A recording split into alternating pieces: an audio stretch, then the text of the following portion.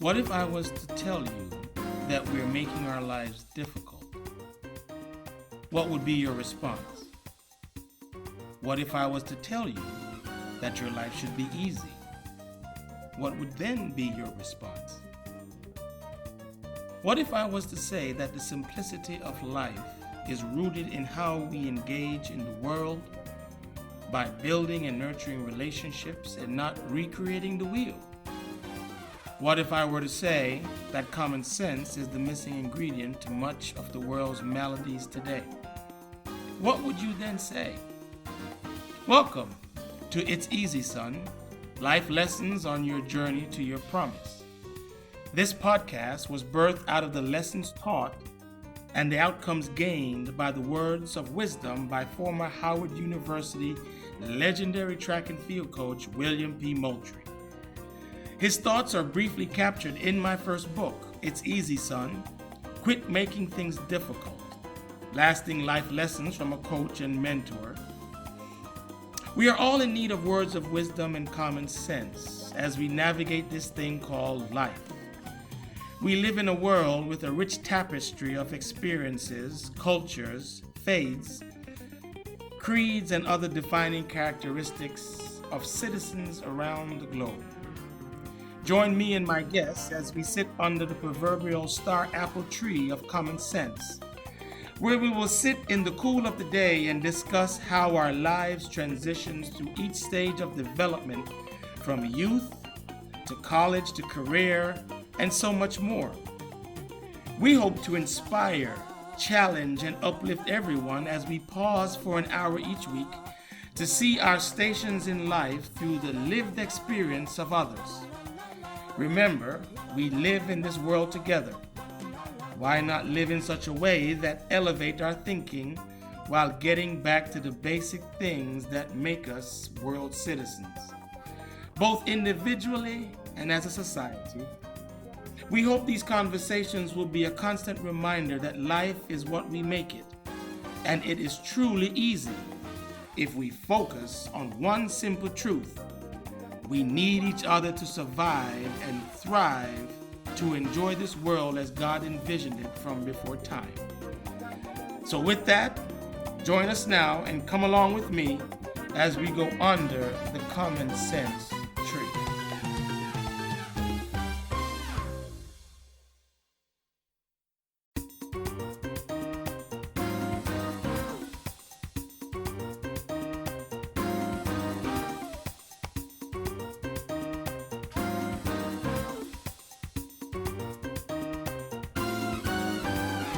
Good afternoon, everyone. Welcome to this week's episode of It's Easy, Son, life lessons on your journey to your promise.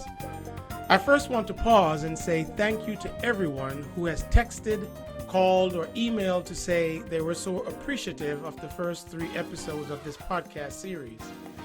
I would be remiss if I did not acknowledge the kindness and love extended to me.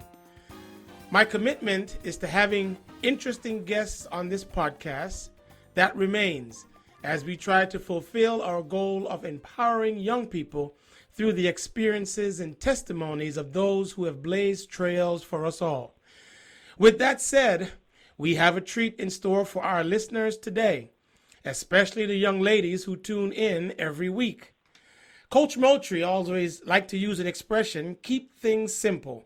And then he'll in turn said, son, it doesn't always take a rocket scientist to figure it out. I use that expression often myself today, despite never meeting a rocket scientist. Well, last summer, I had an opportunity to meet a rocket scientist, and she is my guest this week. Her name is Dr. Camille Wardrop Alleyne. And let me just briefly give you some sense of her background and her accomplishments and why today's show is going to be an absolute treat. She's originally from Trinidad and Tobago, and I know she'll get into that a little bit, but she received her BS in Mechanical and Aerospace Engineering from Howard University, go HU, a master's degree and MS in Mechanical Engineering from Florida, I'm just going to say FAMU, go Rattlers, MS in Aerospace Engineering from the University of Maryland, and her PhD in educational leadership from the University of Houston. As we get into the talk today, you'll learn more about her. I had the distinct honor of meeting her last summer, as I said, and you are in for a treat today. So, ladies and gentlemen, without any further ado, let me welcome to the show this week none other than Dr. Camille Wardrop Alleyne. Dr. Alleyne, welcome to the show. Thank you so much for having me. It's a pleasure to be here. Awesome. So with a background like that, what I will say to you is what we've done with all our guests is to have a free-flowing dialogue and conversation. And I talk less, you talk more, and we learn more and more about you. But more importantly, what we're looking to achieve with these podcast series is for you as an accomplished scientist, a doctor, scientist, engineer, working for NASA and all the interesting things you do, is for you to share with our audience your journey from Trinidad and Tobago, high school, your way to Howard University and college, and then your career, your early years, and where you are today, and just share some words of wisdom and your experiences has taught you over the years. And that's simply what we will do today. And what we have discovered is from the listeners and the feedback is it's your authenticity of what you have experienced that has impacted people the most. So if that is, with that as a backdrop and guardrails for our conversation, let's just get started. So tell us a little bit about your land of birth and your early childhood, your family, and what grounds you into what you're doing today. Yes. Well, again, thank you for having me, Gerald. As you said, I was born in Trinidad and Tobago during a time when, not many girls did math and science, not math, but science. And space was not a thing, right? So it's amazing that I've actually created this career because it just wasn't something that was in the forefront when I was growing up. But I was always a really curious little person. And my mom tells the story of when I was 2 years old, I would ask about how did the electricity turn on, in the street. So from very young, I was like asking those kind of questions and really curious. And so I had parents who always stressed education, the value of education. And my mom was a serious disciplinarian. I'm the last of three girls. So she never played around with our education. She always stressed that nothing came before your education. But as a kid growing up, I remember falling in love with space. As a 6, 7, 8-year-old, I remember going outside every night, sitting on the trunk of my dad's car, and just being fascinated by the night sky, like all the stars, not even knowing what that was, like not having a concept for, planets and, our solar system and all that. I was just like, what is out there? Like, why is it so black? What is this spots, Just that fascination about space, not knowing back then that I was setting my life on a trajectory. But my early life was also filled with inquiry and exploration. And so I was really good at like building things, breaking things down, building them back up. And so I always say when something broke around the house, she wasn't calling my dad. She was calling me to fix it. Because I was just that little girl, who would just want to just like that's how my brain worked, putting things together. And so, in school, I did really well in math, like a little, math prodigy. I didn't know that, though, until I was in high school. And then one day, I think it was in Form 3, we had just gone into Form 3, and we had gotten a test in math, and I was the only one who got a perfect score. And that was like an eye-opener.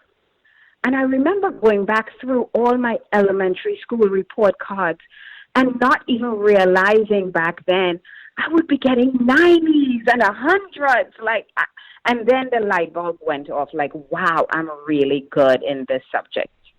Mm-hmm. And so math and science were the things that I focused on. I went to all-girl high school, which is, very familiar in the Caribbean. That's a thing, all girls, all boys. Back then, not a lot of girls, as I said, wanted to do science. And so I was like one of 10 girls in my graduating class that focused on all the sciences and advanced mathematics and stuff like that. So really, those early years really were setting the tone for what I would end up focusing on and loving and advocating in my adult life. Now, let me ask you a question. I used to live in Trinidad. I don't know if you knew that. I lived in Trinidad for 2 years, 1985, no, I didn't. 1985 through 1987. So I have to ask, what high school did you attend? I went to St. Francis Girls High School in Belmont, Trinidad. Okay. Typically, pretty smart young ladies are through that school, correct? Yes, I am familiar. So high school in Trinidad, we're under the British school system in the Caribbean. It's a lot of hard work, common entrance, and then you have your CXC, and then back then the GCE, A levels, and so on. So you went through all of the regular, what we call lower six, upper six, all the way, then matriculated to Howard University in the States? That's correct. So I went to St. Francis through GCO levels, and then went on to do A levels, lower six, upper six, as you said, majored in physics and chemistry and advanced math at the time, I think it was. And so the thing so then I had to decide. In doing A levels, I had a teacher who literally was obsessed with chemistry, organic chemistry. I remember her, Miss George. She was so passionate about that subject, and that passion really translated to her students. And that's why I say it's so important for us to have good teachers who are passionate in the subjects, because it really could light you up as a student. And so I fell in love with chemistry. And now I think I hear kids saying, young people saying, organic chemistry, are you kidding? Please.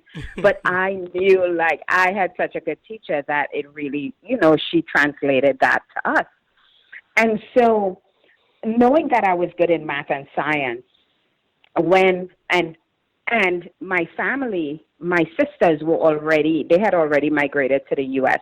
So me coming to the U.S. was already like a given, right, to study.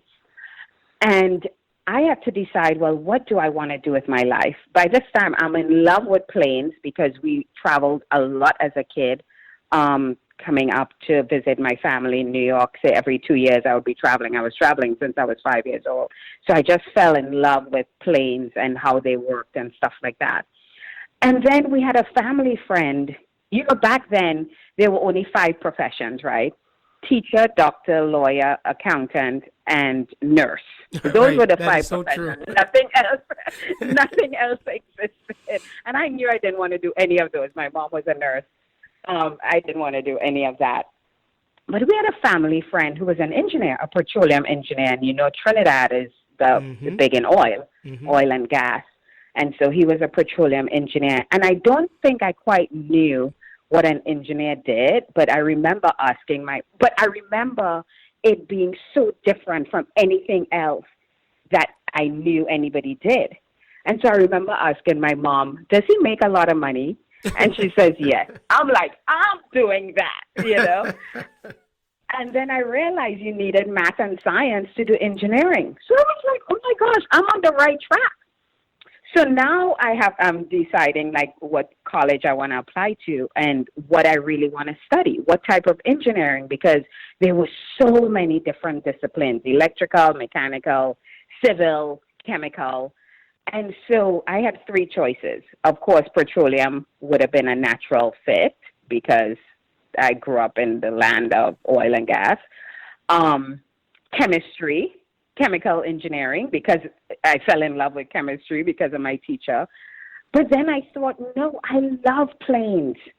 what if I learned how to design those? And this was something I didn't, and nobody else I knew was doing that. And I always love to take on things that nobody else. I like to blaze a trail that is least traveled. And so I made the decision to come up and study aeronautical engineering. How did you choose Howard? How did Howard get on your radar screen?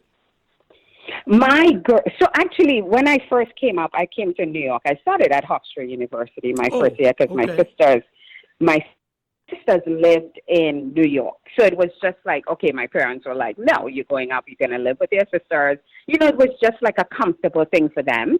But then one of my best girlfriends was at Howard. Actually, a couple of my girlfriends from Trinidad were at Howard.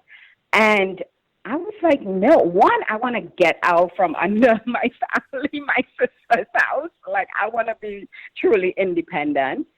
And so I just decided I was going to apply, and I got accepted. And I got on a train with my 2 pieces of luggage and took the train down to Washington, D.C. and never looked back.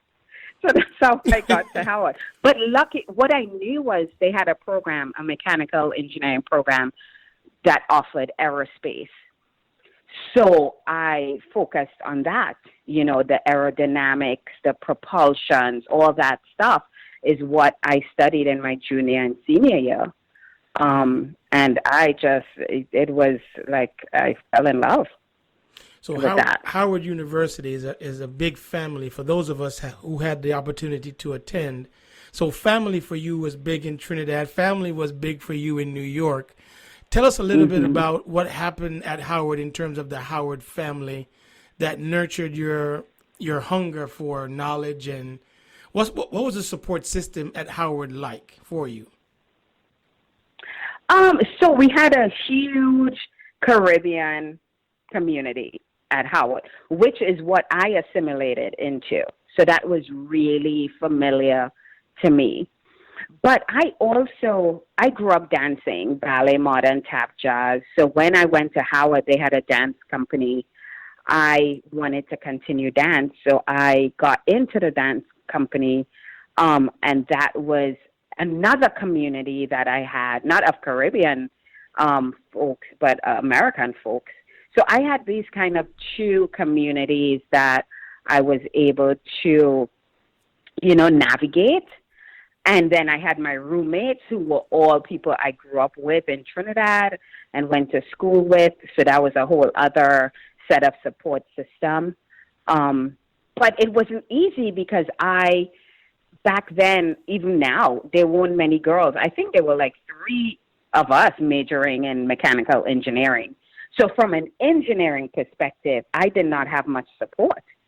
Oh, wow. At this, you know, because all your professors are male, you know, and all your colleagues are male. So from that perspective, and it still is something today, right? I mean, there are not many females. We can talk about that later, but there are not many females who are getting into engineering or the sciences. And it's a lot because they're still very male-dominated fields, right? And so it's hard, one, when you don't have representation, when you're not seeing people who look like you doing those fields, but 2, getting through college in engineering is just like, it's incredibly challenging. And so not quite having that support system of people who understand what you're going through or recognize that you're isolated somewhat. Right. So that was pretty hard. But let me go back to one thing I forgot to tell you, which really changed the trajectory of my life when I was a freshman. I'm really dating myself. But I came home from school one day. It was January 20th, 1986. And I turned on the TV, and all the news was about the Space Shuttle Challenger blowing up upon launch, killing the 7 crew members that were on board, including the first teachers I was going to go to space. Wow. And I would tell you, Gerald, before that, I really didn't know, I didn't know anything about a space shuttle or rocket. I didn't know anything about a place called NASA, and I didn't know anything about being an astronaut. And in those moments, looking over and over at this coverage of this tragedy really just, it just set my life on a different trajectory. I decided that that is what I wanted to do, that I didn't want to just study how to design planes. I wanted to know how to design rockets and spacecraft. I wanted to work for NASA one day, and I wanted to fly in space as an astronaut one day. And that is really one of those pivotal moments in my life that, just set me on a different trajectory. Wow. So as I heard you say that, it hit me, something that was said to me the other day. When I wrote this book, the title is "It's Easy, Son, Quit Making Things Difficult," and it is based on my track and field coach. But he coached males and females. And the whole book is around this idea of common sense. So before we move from your educational, your elementary, high school, and first degree in college, can you just share with us some common sense things that for that phase of your life, what grounded you in terms of your academic pursuits? Because to me, from just listening to you now, you had a laser-like focus in terms of math, science, Yep. but then everything else had to just kind of take shape. You just mentioned the Challenger rocket and so on. But what advice would you have for young people? Because I do have a number of young teenagers and young adults that tune in. What would be your advice for them going through that experience right now at the high school and the collegiate level? Absolutely figure out what your passion is. And that may take longer than in being in high school. It may take you going through college. It may take you post-college really to figure that out. But your goal should be to find your passion and follow that. That is one thing. But I would also say the importance of mentors at that age. And I probably would have maybe taken different turns, still ending up at the same place, but different paths if I had mentorship. I had no kind of guidance like that. I wanted to fly, fighter jets, and I didn't know anybody in those fields. So I didn't know how to get to that path. The whole thing about me getting on the path to rockets and spacecraft was just this innate drive that I had. And I tell you, along the way, in undergrad, in grad school, my friends did not understand this. I would have posters on my wall of the space shuttle and astronauts, and they were just like, what is this? Like, it was so foreign to them. And Wow. some of them would be like, well, why do you think? I remember having one friend in grad school saying, you are dreaming that you think you'll become an astronaut, or you could become an astronaut or something, Really? But I just always had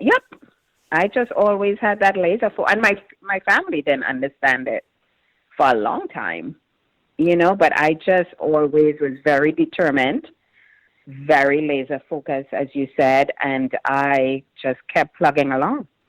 How did you find mentors in that space? Because that's something young folks will ask me a lot. How do you find a mentor?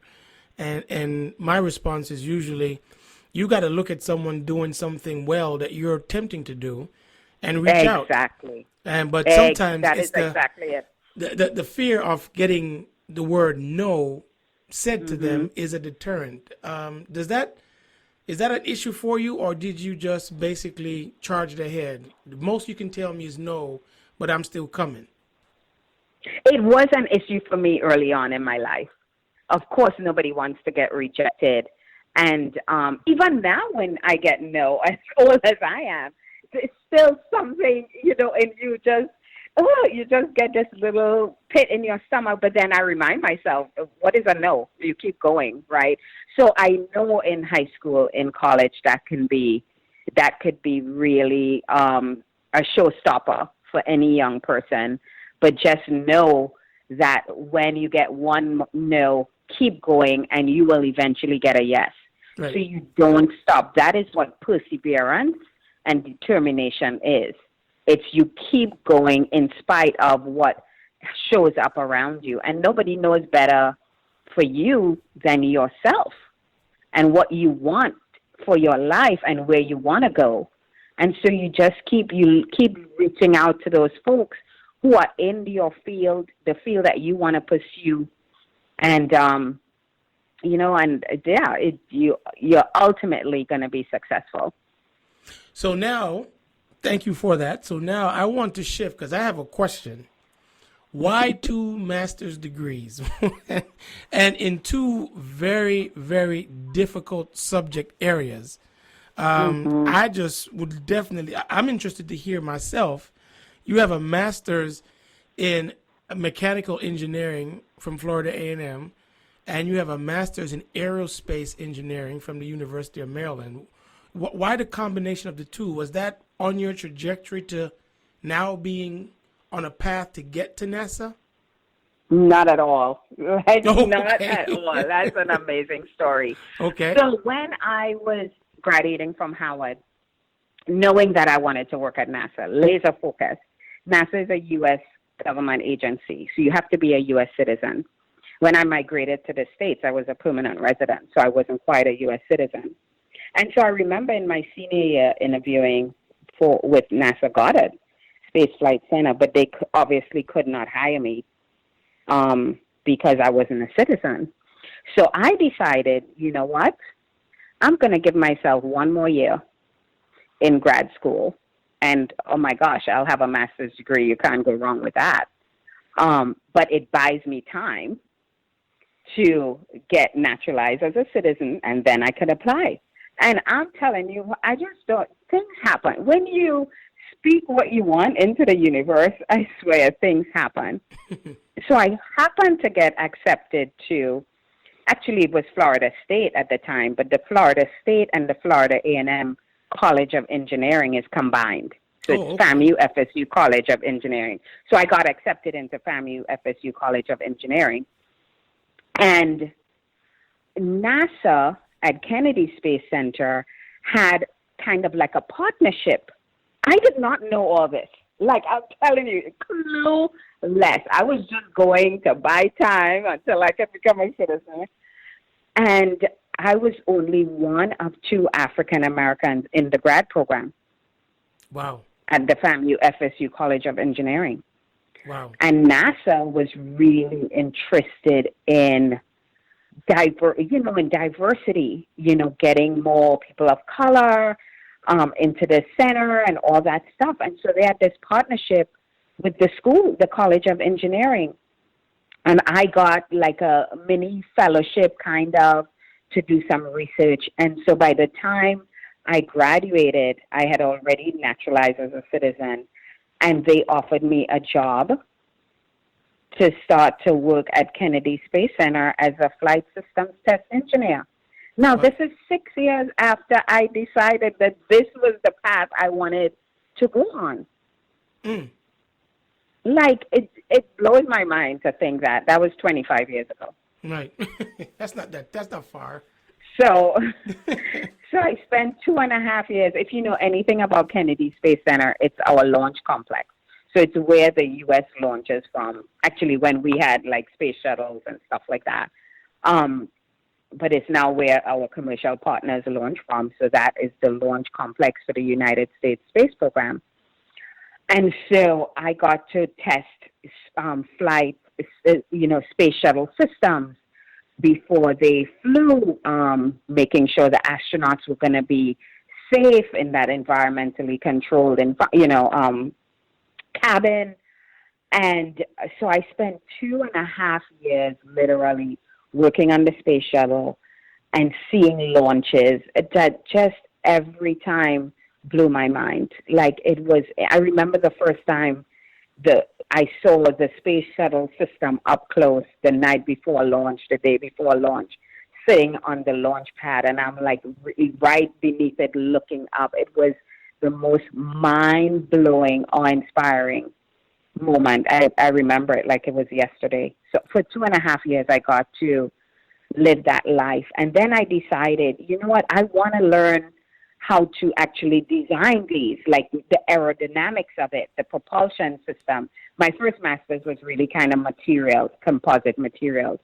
I really wanted to go into like the design, the aerodynamics and stuff like that. And that's why I went on to do my second master's in a different field, because that was, really where my interests lie. Wow, that's all I can say, Camille. Wow, that is wow. I'm listening to you speak about the reasons and the rationale for doing it, and the only word that I could come up with is wow.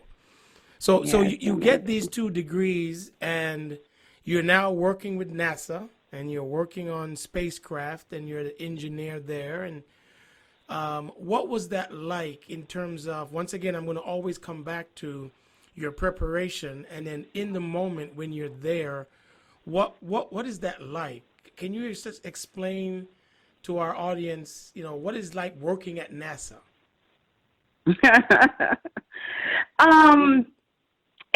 So I would tell you, I took a circuitous route, because when I left to go back to do my second master's, I actually had to leave. I actually resigned from NASA, thinking, I will get back in and it would be so easy. And so I wanted to focus on my studies full time, not realizing that it was not as easy to get back in.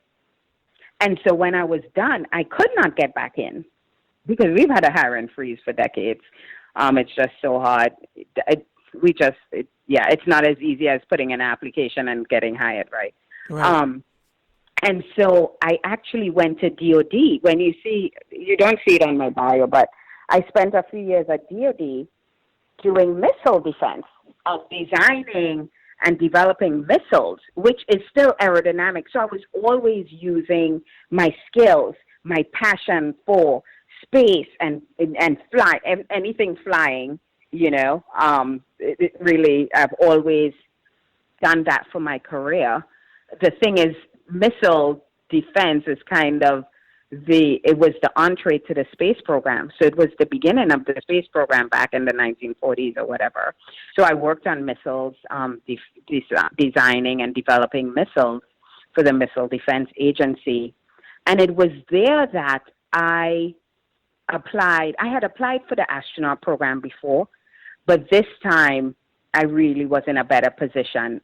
And it was while I was there that I got the call to interview for the astronaut program as a finalist, 1 out of 100. And they had 4,000 or 5,000 applications that year.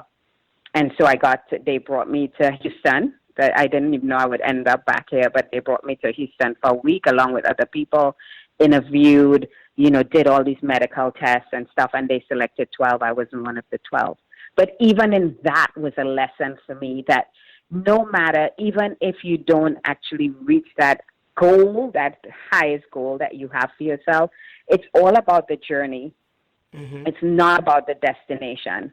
Because the things I learned about myself on the way during the application process, during the interview process, I really had to go back and think about, why is it I love space? What is it about being in space or being an astronaut that really calls to me? Like, I had to really do a lot of that soul searching. And so I learned so much about myself. And so after that process, I decided, you know what? NASA is really the place I want to be. Civil space, peaceful uses of space is really what I want to do, not defense. And luckily I applied and they picked me up again. This was like a few years later after I left for this kind of like windy road. But since then, what is it like working there? It's interesting. There's nowhere else where, one, you get to work on the things you're passionate about. The people who work at NASA spend their whole careers, 40 years, 45 years at one place because they are passionate about what we do and the mission, right? So that is one thing. I work around the smartest people I've ever met, for sure. It's very competitive. It's a lot about leadership. And so it hasn't always been easy as a person of color there. And we could talk about that with the movie Hidden Figures and all of that stuff. Exactly. But right. for me, it's been I have had an incredible career, and I tell you, I've worked on every major human space program since the Apollo program. I was too young for that, but the Space Shuttle program, the International Space Station program, the Orion program, which is the vehicle we are building to send astronauts beyond Earth, which we haven't been in 50 years.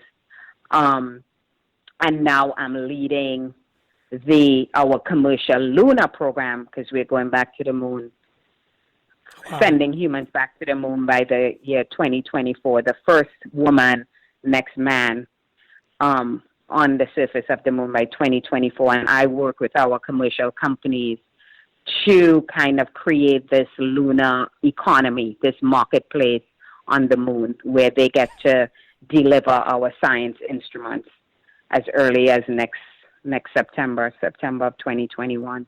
Wow. So I have to, I say, from the little brown girl born in the small dot in the Caribbean Sea to being on the front lines of the U.S. space program, it's been an incredible journey. Wow. And now people will get a sense of why I was so excited to have you on the show. One more thing about education, and we'll switch to your charitable, because you're just as extensive, your background in your charitable work. But you had a doctorate or EDD, PhD in educational leadership. Why would you get that degree? Because I would imagine, do you have ambitions of being a college president, or what was the reason behind that degree? Not at all. That tied back to my foundation, which we're about to talk about. My work in the world, my advocacy, my humanitarian work in the world is about educating, empowering, and inspiring young women to be future leaders in science, technology, and engineering. And so I felt like I needed to understand the plight. Why is it that we cannot get young women, we can't inspire them to get into the STEM field? Right? I needed to understand that and to bring credibility to the work I was doing with my foundation. And so that's why I went and I got a doctorate. And, my dissertation was on how do we build schools, how do we design schools, all-girl schools, that would inspire and motivate girls to pursue STEM careers. So that's the reason I got it. It was just to be a credible source when I was traveling around the world, speaking on this issue of girls' education and girls' education in STEM particularly, that, I had credibility. Wow. Well, since you went there, something caught my eye, a quote from you. I got it from your website. It says simply, "My intention is always to leave people empowered, enabled, and present to their own greatness, and to use my life as an inspiration to others." Now, that sounds to me as if that is what we call a personal statement, but is that what undergird your desire? Because you founded the Bright Stars Foundation, I believe, in 2007. Can you talk to us a little bit about that? Is that the organization that is beneath your desire for making sure that young girls of color are seeing careers and a path to the STEM fields? Absolutely. That is what it's about. And that came about it was really, I founded it formally in 2007, but I started thinking in 2006. I was sitting at NASA headquarters where I was working. This was a couple years after I had interviewed for the astronaut program and all that. And I was sitting at NASA headquarters looking around me and realizing there were no little ones who looked like me in the pipeline. No girls of color, no boys of color, but definitely no girls of color, even, in the pipeline to study space or to study science. But I always had my passion for space, always included having other voices, other faces, other countries in the conversation on space, not just, at the time, the spacefaring nations, which was U.S., Japan, countries in Europe, Canada, Russia, of course. I was like, why can't countries in Africa be a part of this conversation, and in Asia be a part of this conversation? And putting those two things together, I realized that could actually only happen through education. Mm-hmm. At the same time, though, I traveled to Kenya one summer with this organization. They put on a program called Under African Skies. And what we would do is go into high schools and work with the students on kind of hands-on practical applications to what they were learning in theory. So, for example, Newton's 3 laws of motion, you study that. You know how in the Caribbean, these subjects are really theoretical, right? They're all in the book, and you very rarely get the practical applications. Like, how the heck does this really function in real life, or is applicable in real life? Well, they have the same issues over there. And so they'll be learning all these, say, physics theories, but it would just be so abstract. It was just theories. It was just words in a book. And what we would do is really show them how those theories were really applicable in real life. So I remember doing an experiment with them, going from school to school, demonstrating Newton's 3 laws of motion by launching paper rockets using Alka-Seltzer and water for your thrust. And they got to like work through all those laws and see like, wow, are you kidding me? I'm learning to every action there's an equal and opposite reaction, and this is what it looks like. And so we'd also go into all-girls schools, and they were so fascinated by what I did and who I was. And I came back and I knew that I needed to formalize my organization, really focus on girls education, focus on girls education in STEM, because that was how they were going to get to space. And so really all that, like I crafted this vision and mission and created my foundation, which is 12, 13 years old, and over the years I've impacted, or I've really spoken to, hopefully empowered and impacted thousands and thousands of young people, young women. I mentor one-on-one. I think I have I've lost track, 20 proteges or something from 10 countries around the world. So people just reach out, young people reach out.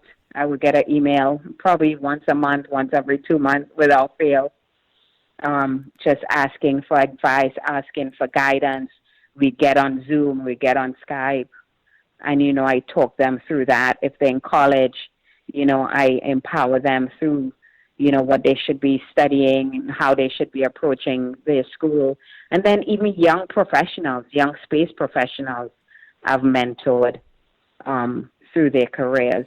So that is the work that I'm passionate about realizing in the world, that girls, young women find their voice. It took me 30-some years to find mine. My hope and dream is that every young girl, young woman will find their voice. They will use their voice for the betterment of humanity. And so that's why I do my work in the world. So your work in the world, and when I first met you, I listened to the presentation. I read your bio, and when I saw you were a graduate of Howard, I was like, yay. And then I kept reading, and I'm like, wait a minute. She's an international name, but I don't think many African Americans or people of color, unless they're in this STEM field, they'll actually know who you are. And to me, at first, that was disheartening. But then as I listened to the folks introducing you, I realized that you've done this broad, extensive amount of work. So how can folks connect with you or learn more about your foundation? Just want to make sure that before we move on with the interview, that you have an opportunity to just share, how folks can connect with you, because we do have a challenge. And the challenge is that the STEM fields continue to provide the greatest opportunity, but the preparedness for young people to get into the STEM fields continues to be a challenge. And I'm an executive vice president at Morehouse, one of the prestigious institutions in the world, the only institution in America that caters to African American or men of color. And you see it there. So how can folks connect with you? Because if we think about it, we are going to have to find ways to partner to lift a generation that might not necessarily see STEM as viable. Absolutely. Well, and they use it all the time, right? So this is technology. Like, we are using technology all the time. Young people more, I mean, I always say babies are coming out of the womb writing code, right? Because it literally is a part of our world in the technological age. What I would like to do in as we think about education reform in the midst of the moment we find ourselves in is technology and STEM has to be a part of that, right? And we have to educate our children not to be users of technology, but to be innovators of technology. Wow. Right? And so that's where the work needs to be done. But people could find me on social media, Instagram, Twitter, and on each of my pages, you will find links to either my personal page or my foundation, brighteststarsfoundation.org.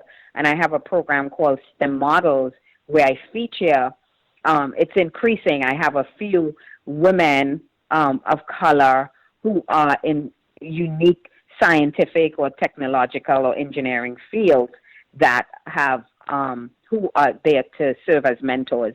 And so you actually could click on their name and an email comes up and you can write an email to them asking them to be mentors if you're interested in the field that they're in. So yeah, so they can find that information on my website.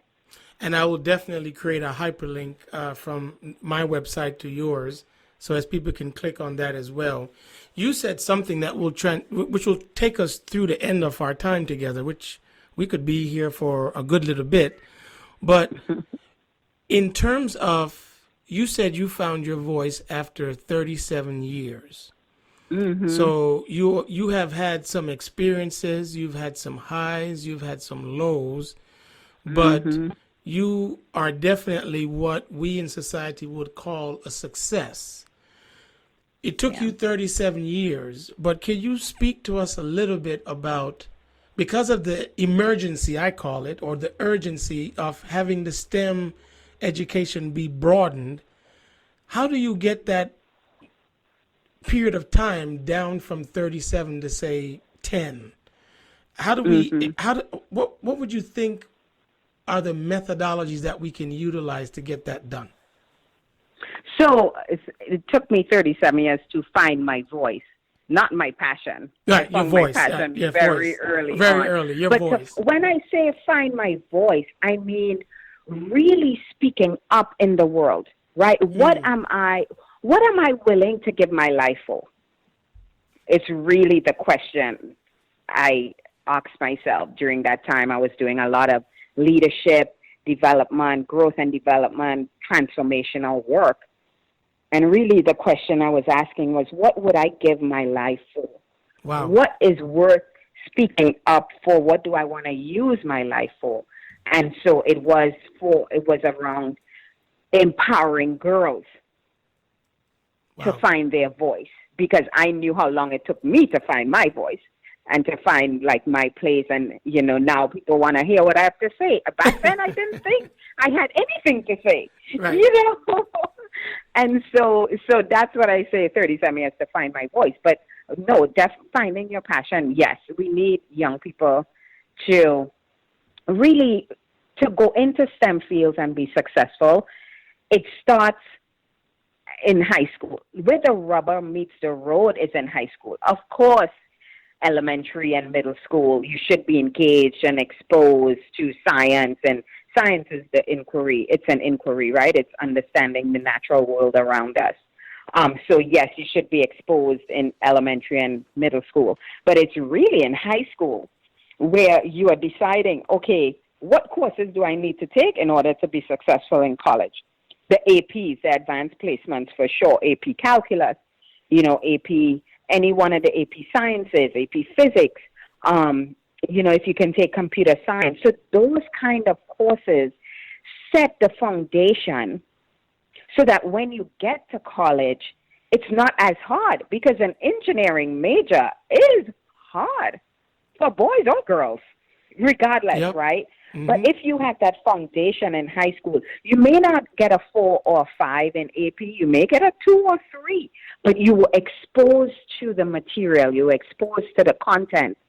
And so when you got to college, now you're seeing it for the second time, and hopefully, Wow. it's a little easier for you to master. So that's why I focus on high school girls, because I feel like that's where really you make the decision to go left or go right. Now, once they're in college, we have to have support systems and structures to make sure that young women are retained in those fields. Because, again, even now, as it was back when I was taking it, it's still isolating. There's Mm-hmm. still not many female professors that you could look up to that will understand your journey, right? And so we need to put structures in place to support them to get through, to retain and matriculate, right? And then once they get into the workforce, it's a whole other set of challenges. It's so multi-layered and so complex as to why only 25% of all females in the all females in the workforce go into STEM fields, Wow. or scientists or engineers, and a single-digit percentage of African American women and men. So the statistics are eye-opening and staggering, and we need to find way. But it's all along the way. It's not just one thing. High school is one thing. Then college is another thing. But once you enter the workforce, women feeling like, oh my gosh, am I supported to have a life-work balance? When you see your male counterparts working 10, 12-hour days.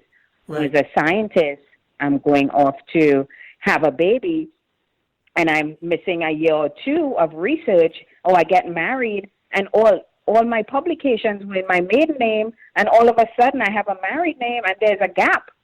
There are all these different challenges that women face in the STEM fields that, Wow. are well-documented, well-researched, but still we need to put, active measures in Wow. place to increase those numbers. Absolutely. And I can tell you, you're going to have a mentee soon. Your daughter My is daughter. MIT. Yeah, she's going to MIT in the fall, and Yep. she's going Very to be proud of her. she's going to be studying chemical engineering, and Wow, actually she fantastic. starts next Monday. She got into the Edge program as well. She's super excited, but the more I listen to you and hear your story, she probably needs to have you on speed dial somewhere. There are actually some great professors at MIT too that I can put her on to, Yeah, yeah, who are really progressive, and yeah, so she'll have a support system there too. yeah, yeah. Paula Hammond is the chair of the chemical engineering department, so we've heard a lot about her. Fantastic. So, Mm-hmm. Dr. Alleyne, I have a number of things still here on this list, but we're close to time, and what I'd like to do, like I've done with all our guests, is just to ask you to share. You've shared a lot about the technical steps that folks will have to take, the passion, finding your voice. Could you just, with the time that we have remaining, contextualize for us what you see happening today in terms of society as a whole, and some pearls of wisdom around what you see in the next 5 years, the next 10 years, for it could be young girls of color in the STEM fields or just science and STEM fields in general. But how does that fit into what you see the future of, for lack of a better word, our world is, and how we play a role in it? Oh my gosh, we have to be involved. We have to do a better job of preparing our young people to be involved in STEM. we're going through this pandemic, right? And it's all about science, even though some leaders choose not to choose to ignore it. But it is all about science, and we see how the science of the virus has shaped policy. Right? Yeah, It's yeah, no coincidence that we came up with a 6 feet social or physical distancing protocol. Right? They knew the virus traveled that far before it dropped to the floor or the ground or whatever, right? So we see how science is playing a role in our everyday life and how we navigate this very strange time we find ourselves in with the pandemic. So and that this virus is disproportionately affecting our community. yes, So yes. we have to do a better job of preparing our children to be more science literate, and not just science literacy, but really be at the forefront of the science and engineering fields, whether it's biomedical engineering, where you are designing these and producing these ventilators that are keeping people alive. Right. Like that is engineering, right? To understanding the virus is so it's really important. And again, I said from a technological perspective, we can't just continue to be users and consumers of technology. We have to make sure our children are innovators and inventors, and you just have to do a better job of stressing that. Wow, wow.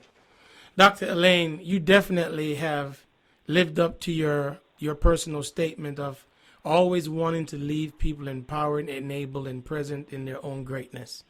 I am going to find a way to write that down and present that to my daughter, and she can put it on her laptop on the very top. Because I think this statement in and of itself, and you, the individual that you are, definitely embodies what you have put as the personal statement. And I definitely know that some of our listeners today, especially the young people, would have gotten quite a bit of information for them to build their own roadmap or much things to ponder. We're close to time. Anything that you would like to leave with us? Anything you'd like to share that we haven't covered? There's quite a bit that we could still go over, but I want to also make sure that there's nothing missed or nothing you'd like to share with the audience in any general sense.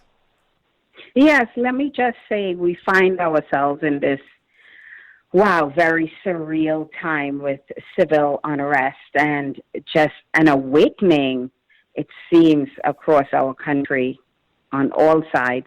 I know for me it's a very surreal feeling talking about race relations to my white counterparts. It's something that was so taboo for so many years. So we find ourselves in this time when we know that things have to change. We know that we have to dismantle the structures and systems that are in place that perpetuate institutional and systemic racism, right?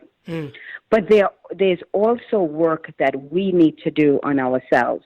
I always say government can legislate every part of our lives.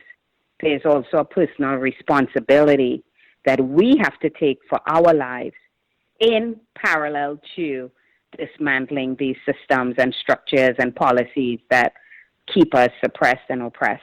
But there's responsibility on our lives that we need to take to be able to show up as our best self in the world. Yes, ma'am. Right? And so we have to look at ourselves too and figure out how do we, one, kind of decondition our brains from thinking that we are not worthy, we're not enough, we're not beautiful enough, we're not smart enough, to instilling in us and our children and beyond that we are beautiful, we came from kings and queens, we are worthy, we can be anything we want to be as long as the systems and the structures are fair and equal, right? And so that is our responsibility, and that is the work we need to do as a community. And so, I am going to continue to speak up to empower, to inspire the young people that I come in contact with to know that they also have a responsibility for their lives. Mm-hmm. Wow. I can't think of a more fitting way to end our time today. This more than exceeded my expectations. And I will tell you, your co-honoree on the night I met you, Dr. Mason, I will try to get her on as well, because her story is just as incredible. And the work that you ladies do with young people, especially young people in our communities of color, needs to be shared far and wide, because you're doing a work that is so sorely needed today. And I personally just want to thank you from the bottom of my heart for accepting this to come on the show with little old me. I keep telling people that I'm not a radio personality. I'm just an accountant and a CPA that wants to use the life lessons from an old track and field coach to do exactly what you're trying to do as well, and that is to empower young people to be better than they think they can be on a regular and consistent basis. And with that, Dr. Alleyne, I thank you so much for joining us today on It's Easy Son. Well, ladies and gentlemen, that concludes our show for today. And please, when we get a chance to always meet, greet, touch, and agree, we share this information with those that are within our spheres of influence. And with that, have a great week, and we'll see you next time on It's Easy Son.